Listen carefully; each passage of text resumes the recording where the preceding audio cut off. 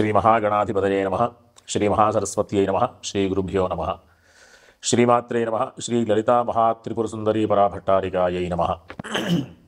మనం అక్టోబర్ నెలలో ఉన్నటువంటి ద్వాదశ రాశుల యొక్క ఫలితాంశాలలో భాగంగా మకర రాశి యందు జన్మించినటువంటి వారి రాశి ఫలాలు ఈ అక్టోబర్లో ఉన్నటువంటి గ్రహస్థితి రీత్యా ఉన్నటువంటి రాశి ఫలాలు చెప్పుకుందాం.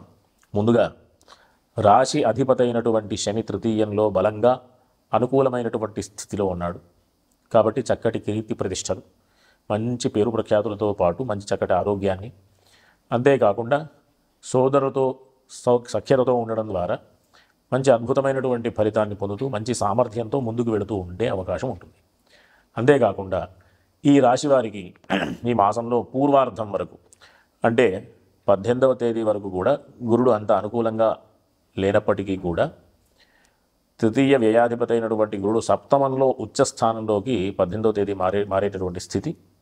కాబట్టి విదేశయానానికి సంబంధించినటువంటి విషయం కానీ, విదేశాలలో చదువుకునేటటువంటి విద్యార్థులకు కానీ, విదేశంలో చేపట్టేటటువంటి వ్యాపారాలకు కానీ మంచి చక్కటి అనుకూలమైనటువంటి స్థితి ఉంటుంది. కాబట్టి వీళ్ళందరూ కూడా చక్కటి నిర్ణయాలు తీసుకోవాలంటే 18వ తేదీ తర్వాత నుంచి కనుక నిర్ణయాలు తీసుకుంటే చక్కటి ఫలితాలు పొందేటటువంటి అవకాశం.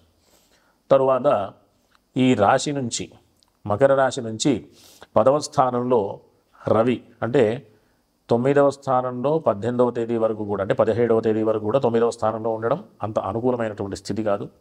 రవి యొక్క స్థితి కూడా ఈ మాసం పూర్వార్ధం వరకు అంటే సగభాగం వరకు కూడా అనుకూలంగా లేదు. కాబట్టి ఈ రవి యొక్క సంచారం 10వ స్థానంలోకి శుభస్థానంలోకి 18వ తేదీ అంటే 17వ తేదీ రాత్రి మారడం ద్వారా 18వ తేదీ నుంచి చక్కటి ఫలితాలు పొందేటటువంటి అవకాశం. సామాజికమైనటువంటి పరిస్థితులలో మంచి పేరు ప్రఖ్యాతులు ఉంటాయి. మంచి విశేషమైనటువంటి ఎవరైనా రాజకీయ నాయకులు కూడా ఈ మకర రాశి వాళ్ళు ఏదైనా నిర్ణయం తీసుకోవాలనుకుంటే 18వ తేదీ తర్వాత నుంచి తీసుకోవడం వల్ల మంచి దిగ్విజయమైనటువంటి పరిస్థితి ఉంటుంది. అన్ని రంగాలలో కూడా మంచి ఫలితాలు పొందుతారు.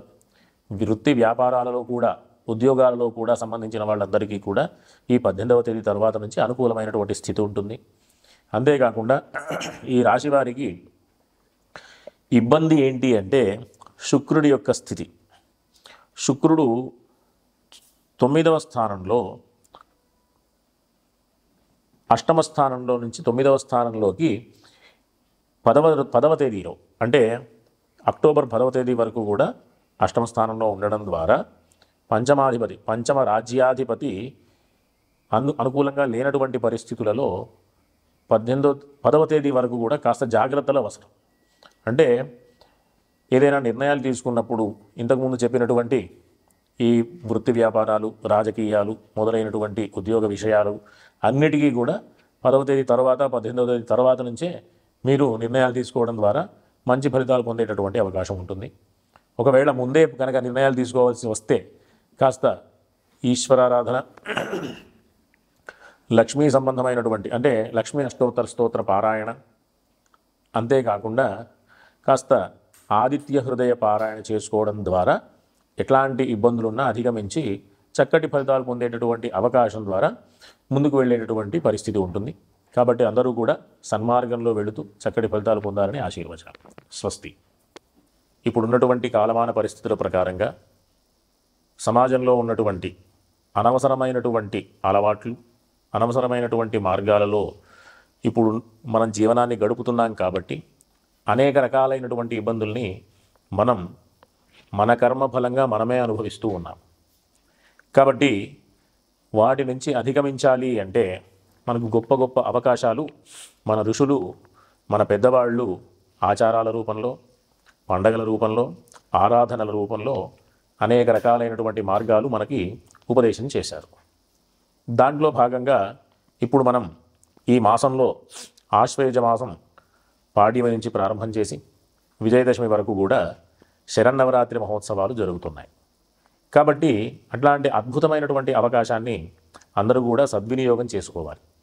ఎందుకు అంటే మనం జ్యోతిష మార్గంలో చూస్తే జాతక చక్రంలో 3 స్థానాలు ఉంటాయి. దాన్నే 3 కోణ స్థానాలు అంటారు. రాశిచక్రం, లేకపోతే లగ్నం, అక్కడి నుంచి 5వ స్థానం, అక్కడి నుంచి 5వ స్థానం. ఈ వీటన్నిటికీ కూడా లక్ష్మీ స్థానాలు అని పేరు. ఇంకా ఏంటి అంటే పూర్వపుణ్యాన్ని సూచించేటటువంటి స్థానాలు. ఈ రకంగా మనం ఈ జన్మలో ఏది పొందాలన్నా పూర్వజన్మలో చేసుకున్నటువంటి పుణ్య ఫలితమే ఆధారం కాబట్టి అట్లాంటి పుణ్య ఫలితాన్ని పెంచుకునే ప్రయత్నంగా ఈ అమ్మవారి యొక్క ఆరాధనలు చేయడం ద్వారా అనేక రకాలైనటువంటి ఇబ్బందుల నుంచి అధిగమించి సుఖ సంతోషాలతో ఉన్నటువంటి జీవనాన్ని గడిపేటటువంటి అవకాశాన్ని పొందుతాం. ఆ రకంగా అమ్మవారిని 9 రూపాలలో మనం ఆరాధన చేస్తూ నవదుర్గలని ఒక సాంప్రదాయంగా, బాలా త్రిపుర సుందరి మొదలుకొని రాజరాజేశ్వరి అమ్మవారి యొక్క అవతారం వరకు ఒక సాంప్రదాయంగా మనం అమ్మవారిని విశేషమైనటువంటి పూజాది కార్యక్రమాలతో సేవిస్తూ అమ్మవారి యొక్క అనుగ్రహాన్ని పొందుతూ ఉంటాం. దీంట్లో భాగంగా కుటుంబ స్థానానికి, తరువాత కళత్ర స్థానానికి, పంచమ స్థానమైనటువంటి అనుష్ఠాన స్థానానికి, పూర్వపుణ్యానికి సంబంధించినటువంటి స్థానానికి, ఈ రకంగా ఏ మార్గంలో చూసుకున్న అమ్మవారి యొక్క ఆరాధన ద్వారానే మనం ఆ స్థానాల యొక్క ఆనుకూల్యతని పొందుతూ ఉంటాం. ఈ విధంగా ప్రతినిత్యం మనం ఆరాధన చేస్తూ విశేషంగా దీంట్లో గాయత్రి అమ్మవారి యొక్క స్వరూపంగా మనం ఎంత విశేషంగా గాయత్రి అమ్మవారిని కీర్తిస్తే, ఎంత విశేషంగా స్మరిస్తే అంత విశేషమైనటువంటి ఫలితాన్ని పొందేటటువంటి అవకాశం. ఇంకా ఏంటి అంటే గాయత్రి మంత్రం ఉపదేశం తీసుకునేటటువంటి వాళ్ళకి తరువాత వచ్చేటటువంటి మంత్రం ఒకటి వస్తుందన్నమాట. అవృధమసౌసౌ ఓం య ప్రాణస్వం మే గోపాయ అని. దాంట్లో వ్యాఖ్యానంలో ఏముందంటే అవృధం అని దాంట్లో వాక్యంలో చెప్తూ, నేను గాయత్రి మంత్రాన్ని ఉపదేశం తీసుకోవడం ద్వారా వృద్ధిని శ్రీని పొందాను అని, అంటే జ్ఞానాన్ని పొందాను. అందరూ శ్రీ అంటే లక్ష్మీ అమ్మవారు, అమ్మవారు అంటే లక్ష్మీ అమ్మవారు అంటే ధనం అనేటటువంటి విషయమే కాకుండా ప్రధానంగా జ్ఞానం అనేటటువంటి విషయాన్ని కూడా తెలుసుకోవాలి. కాబట్టి లక్ష్మీ అమ్మవారి యొక్క ఆరాధన, తరువాత గౌరీ అమ్మవారి యొక్క ఆరాధన, విశేషమైనటువంటి ఈ కల్పాలన్నీ కూడా చతుషష్ఠి ఉపచార పూజలని, కుంకుమార్చనలని, విశేషమైనటువంటి చండీ హోమాలని, మహాకాళి, మహాలక్ష్మి, మహాసరస్వతి స్వరూపంగా అమ్మవారి ఆరాధనలని, కాళీ అవతారమని, రాజరాజేశ్వరి అమ్మవారి అవతారంతో పూర్తి పరిసమాప్తం అవుతుంది. దీంట్లో సరస్వతి అమ్మవారి యొక్క పూజా విశేషాలు ఇవన్నీ కూడా మనం నవరాత్రి మహోత్సవాలలో మనం ఆరాధనలో భాగంగా ఆచరిస్తూ ఉంటాం. కాబట్టి అందరూ కూడా ఈ విశేషమైనటువంటి అవకాశాన్ని సద్వినియోగం చేసుకుంటూ చక్కగా నవరాత్రులలో అమ్మవారి సేవ చేసుకుంటూ ఉన్నటువంటి ఇబ్బందులన్నీ కూడా అధిగమించేటటువంటి ప్రయత్నం చేయాలి. ఒకటైతే మనం ఈ ప్రస్తుత కాలమాన పరిస్థితుల ప్రకారం అందరికీ సంబంధించినటువంటి విషయం ఒకటి ఉంది. ఏంటంటే ఆర్థిక సమస్యలు. ఆర్థిక సమస్యలు 2 రకాలుగా ఉంటుంది. ఒకటి ప్రతినిత్యం మనం సంపాదించుకునేటటువంటి డబ్బు ఒకటైతే, ఇంకొకటి ఆర్జిత ధనమని, అంటే సంపాదించుకొని పెట్టుకున్నటువంటి బ్యాంక్ బ్యాలెన్స్ అని, పూర్వం నుంచి వచ్చినటువంటి ఆస్తులని, తండ్రి ద్వారా వచ్చినటువంటి ఆస్తులని, ఇవన్నీ అనేక రకాలైనటువంటి మార్గాల్లో మనం ఆర్థిక విషయాన్ని చూస్తూ ఉంటాం. దానికి సంబంధించినటువంటి అన్ని రకాలైనటువంటి ఇబ్బందుల్ని అధిగమించాలి అంటే ప్రతి ఒక్కరూ కూడా ఈ నవరాత్రులలో లలితా అష్టోత్తరం, అంటే మహాకాళి, మహాలక్ష్మి, మహాసరస్వతి అమ్మవారి స్వరూపంగా బీజాక్షరాలతో పూజ చేస్తూ, కుంకుమార్చన చేస్తూ ఆ నామాల యొక్క స్మరణ చేసినంత మాత్రాన మాకు ఉన్నటువంటి ఇబ్బందులన్నీ కూడా తొలగిపోతాయి. ఒకటైతే లక్ష్మీ అష్టోత్తర స్తోత్రాన్ని గనక ఇవన్నీ అంటే ఈ లలితా అష్టోత్తరం కానీ, లలితా సహస్రం కానీ, విశేషమైనటువంటివి అన్నీ చేయలేనటువంటి వాళ్ళు కూడా ఉంటారు కదా.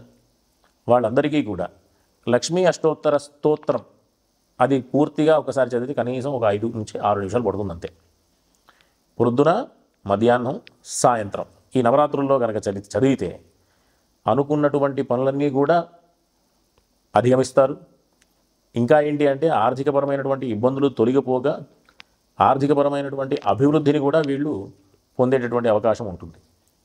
కాబట్టి అందరూ కూడా ఈ మార్గంలో వెళుతూ లక్ష్మీ అష్టోత్తర స్తోత్రం గుర్తుంచుకోండి. అందరూ కూడా అది రోజుకి 3 సార్లు పారాయణ చేయండి.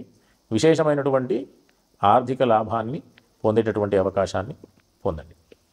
స్వస్తి.